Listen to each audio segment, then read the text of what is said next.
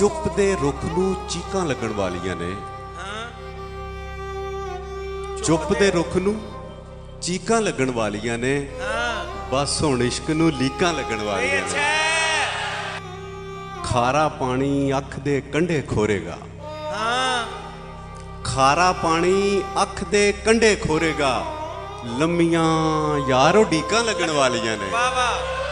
ਕਿ ਤੂੰ ਆਤਸ਼ ਦਾ ਦਰਿਆ ਇਸ਼ਕਾ ਤੈਨੂੰ ਵੀ, ਅੱਛਾ ਤੂੰ ਆਤਸ਼ ਦਾ ਦਰਿਆ ਇਸ਼ਕਾ ਤੈਨੂੰ ਵੀ, ਵੇਖ ਲਵੀਂ ਹੁਣ ਡੀਕਾਂ ਲੱਗਣ ਵਾਲੀਆਂ ਨੇ। ਤੂੰ ਆਤਸ਼ ਦਾ ਦਰਿਆ ਇਸ਼ਕਾ ਤੈਨੂੰ ਵੀ, ਵੇਖ ਲਵੀਂ ਹੁਣ ਡੀਕਾਂ ਲੱਗਣ ਵਾਲੀਆਂ ਨੇ। ਵਾਹ ਵਾਹ। ਚੁੱਪ ਦੇ ਰੁੱਖ ਨੂੰ ਚੀਕਾਂ ਲੱਗਣ ਵਾਲੀਆਂ ਨੇ, ਬਸ ਹੁਣ ਇਸ਼ਕ ਨੂੰ ਲੀਕਾਂ ਲੱਗਣ ਵਾਲੀ।